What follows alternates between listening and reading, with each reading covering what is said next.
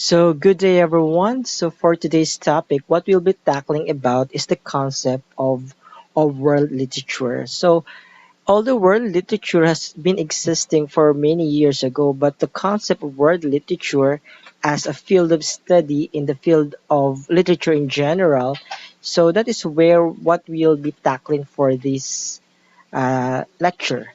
So, let me share you the screen.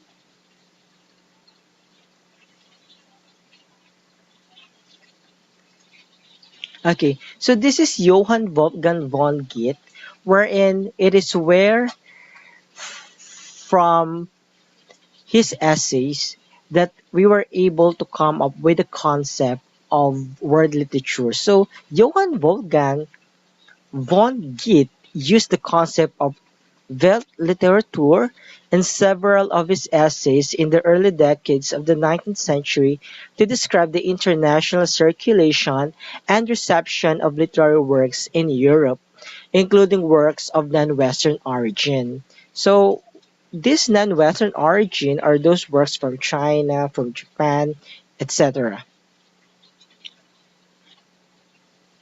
So,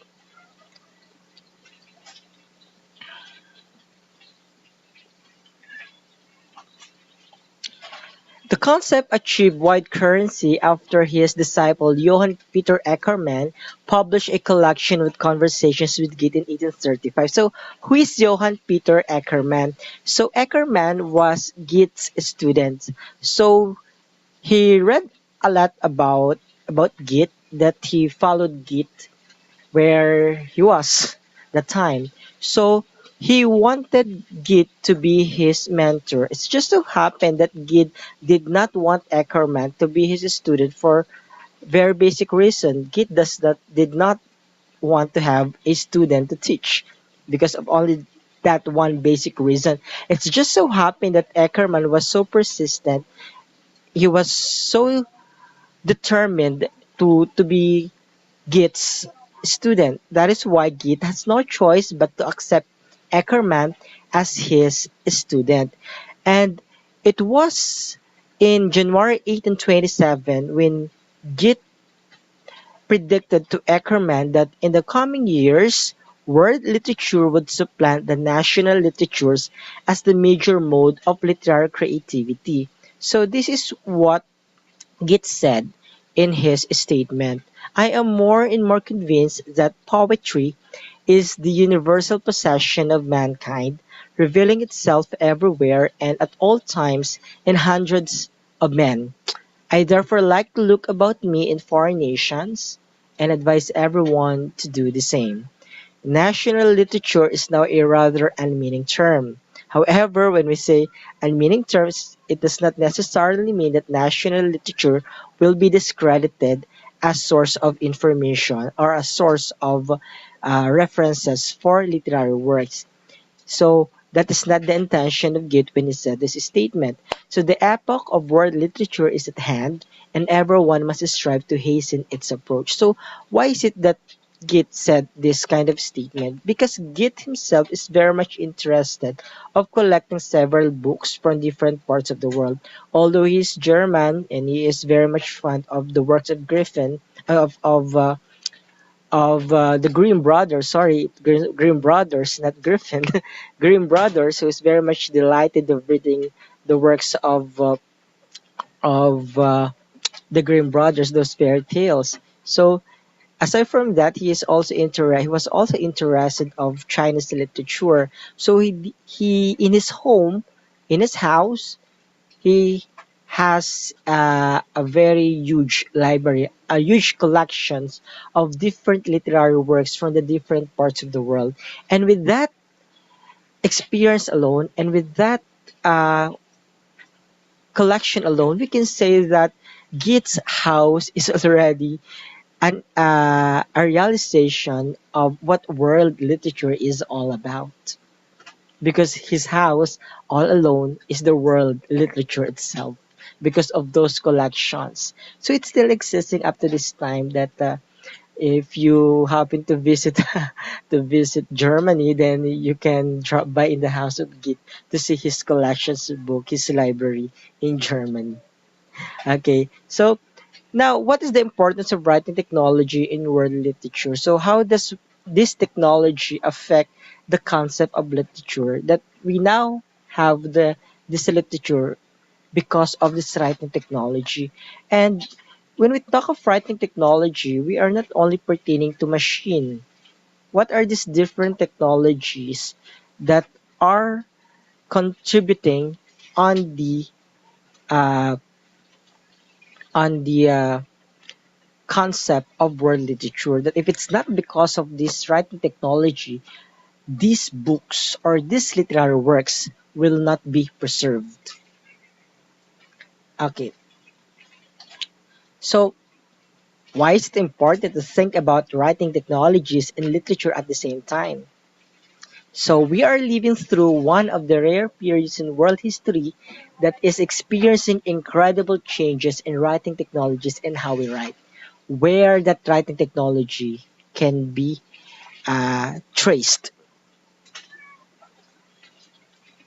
So we can trace it from the clay tablet or the Epic of Gilgamesh. So the Epic of Gilgamesh is one of the early forms of literary works wherein is still preserved up to this time. We are still studying the Epic of Gilgamesh. And to think that the clay tablet was the first writing technology exist during that time. And it's because of this clay tablet that we have Epic of Gilgamesh. So they were able to preserve the Epic of Gilgamesh because it was written on a clay tablet. It is unlike in Iliad and Odyssey, wherein in Iliad and Odyssey it was told orally. And we are not so sure if the Iliad and Odyssey that we are studying now was the exact or were the exact stories that were told by Homer during the ancient period. But the Epic of Gilgamesh was translated into Roman text in order for us to understand its content. So this is a Mesopotamian structure. So this Mesopotamian structure was the beginning of the clay civilization. So most of those people are into making clays, wherein that clay was used to create their house, to create their things, their utensil, etc. So it became relevant in the lives of the Mesopotamian. So what is with the clay? Why clay of all those materials that are available in their society at that time? It is because Mesopotamia is nearby the river. So they are nearby the river, the Tigris and Euphrates. So Tigris and Euphrates. So these are the two main rivers in Mesopotamia. Okay, so Mesopotamia is now the Iran at present time. Okay, so ancient Egyptian literature comprises a wide array of narrative and poetic forms, including inscriptions on tombs, stele, obelisks, and temples, myths, stories, and legends, religious writings, philosophical works, autobiographies, biographies, histories, well, etc., etc.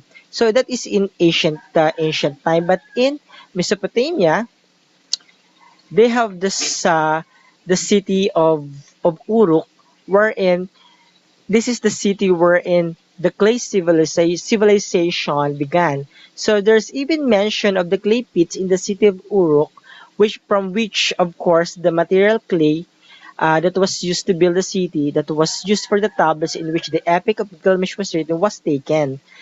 So this material, the clay, seemed crucially important for the civilization from which writing emerged, which is the first invention of writing. So people are using the clay tablet in order for them to write the text wherein that is on the clay where they wrote the Epic of Gilgamesh, of course using their ancient form of writing. So it still exists up to present time. So in in Egypt, they have the hieroglyphs. Okay, we are particular with hieroglyphs. So, of course, Again, why clay in Egypt and in Mesopotamia? It's because they are nearby nearby the rivers, wherein they will just get some clay from the river. They will carve the the clay, and that is where they will be putting their text. So this is true also in Egypt. Okay, so that is now the text that was used by early Egyptians. So that is where they put their writings. So in similar case with the Mesopotamians. So that is the clay civilization. Okay, so uh, from the clay that was invented by the early settlers, the Mesopotamian and the Egyptian, we now have the so-called parchment. So what is a parchment? So it's different from the parchment paper that we are using at present. However, the term parchment paper was derived from the parchment of this early period. So the stretched animal skins, for example, is very expensive to make. You need hundreds of animals for a big book. So the early settlers or the early people, even the nomads, they are using skin of the animal as their so-called paper during their time. That is where they're putting their writings. And it's because of these stretched animal skins that they were able to write the text. However, it's very expensive nga to make a parchment. So in order for them to make a big book, they have to kill many animals. They need hundreds of animals for a big book. So it's very expensive. So you will see during the periods wherein the people are using a scroll. So that is scroll. That is where they are writing. So something like that. And it is because of the invention of the Chinese and the Japanese of the paper now that writing or preserving books become less expensive because they just have to use the materials that is available in their community, which is, of course, we all know that paper comes from a tree, so it is less expensive, unlike with using the skin of the animal. So paper allowed to be used because of its lowered cost. And if you lower the cost and availability of literature, then there are two things that will happen. What are these two things that will happen? So more people have access to literature, so it's a kind of democratizing moment. So since paper is less expensive to be used as material for them to write their text, however, printing machine was not yet invented during that time. That is why people are manually writing on the paper. If you're just happen to watch some of the Korean series set in early periods of Korea, you will notice from that historical series that people are manually writing or were manually writing on a paper, and they will be just going to sew it to sew it in order for them to bind those papers. So it's a democratizing moment because people now have the opportunity to to express their thoughts and ideas in a form of writing. So new types of literature emerge. Again, that is the effect of democratizing moment. Often it means that there are more popular types of literature or simply new forms of literature exist. That is why on this period, haiku in Japan become prominent. We all know the haiku, 575, five syllables, seven syllables, five syllables, which was originated in Japan, become prominent. And of course, in Japan as well, we have the Tale of Genji. Tale of Genji by Murasaki Shikibu is the first handwritten novel ever written in the history. It was the first novel written by a woman named Murasaki Shikibu, and that the title of that novel is The Tale of Genji. Okay, so that's a trivia, and it's because of the invention of of the paper now that we have uh, that they were able to preserve that novel, the first ever handwritten novel by Murasaki Shikibu. Okay, this is the Tale of Genji by Murasaki Shikibu. She wrote this in 1000 AD. So this is very long years already. Many long years had passed when Murasaki Shikibu wrote the Tale of Genji. Okay, so the Tale of Genji, just like I mentioned, is the first handwritten novel. Okay, so from clay to paper world, so we see the transition of the invention of writing technology from the clay in the Mesopotamian period and the Egyptian times to skin of the animal and to paper. So you see that transition. So now this is a world of paper screens. Houses are made of paper, and there are small poems that are exchanged in very elaborate and sophisticated paper. This is the haiku that I am mentioning to you. So, handwriting was invented at least twice. It was invented in Mesopotamia, which also in Egypt, and of course there are other early writing cultures such as in China. Okay, so the invention of the alphabet changes all of that. The changes of the alphabet, because if it's not because of the changes on the alphabet that we are now using, the Roman alphabet, if it's not because of that alphabet that literary works will be more propagated or will be cascaded to all and to different parts of the world. So the alphabet is perfected in Greece for the purpose of writing down the Homeric epics.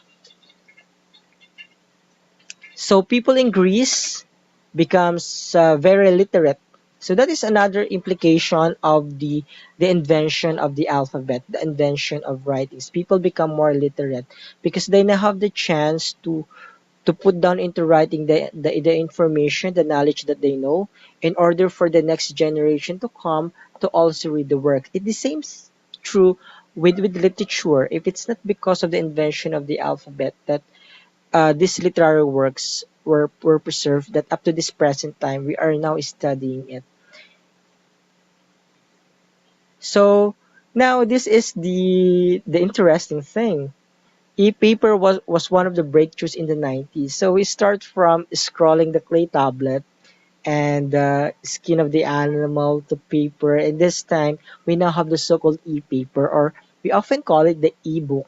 This is a digital format of literary text, wherein if we do have our own tablet or just using the cell phone or scrolling on the computer, so that is where we are now reading uh, literary works. However, sometimes it is really draining our uh, our eyes. So the sense is how literature is distributed and how it is reproduced. People do prefer ebook because it is less expensive. You can just download your copy via internet. However, there is a disadvantage. So what if the file was corrupted, so you don't have the copy, the hardbound copy? However, for me in my case, I do like to read um, stories or literary works on the paper itself. It gives you a different sense of experience, an unforgettable experience wherein uh, you remember the smell of the paper. So, however, it's almost as if the invention of paper and the invention of print were happening at the same time. So we are scrolling again. So I think that this is the point. We begin from scrolling the tablet, but and from the clay tablet, we are now at the using a tablet that is produced by machine, just like the tablet that we are using at present. So in summary, The invention of paper and the invention of alphabet made literature to become known. This makes literature to reach different areas in the world. This leads Git, the coining of the term that Git started, which is world literature. Okay, so uh, those are the things that has to be taken into account when it comes to how the concept of world literature was devised or was made. So let's just have to think of world literature existed even before it was coined by Goethe. It just so happened that the term world literature was attributed to Goethe because of his essays, because of his interest to propagate it to the large group of individuals, which is now the so-called the world. So that will be all. Thank you very much.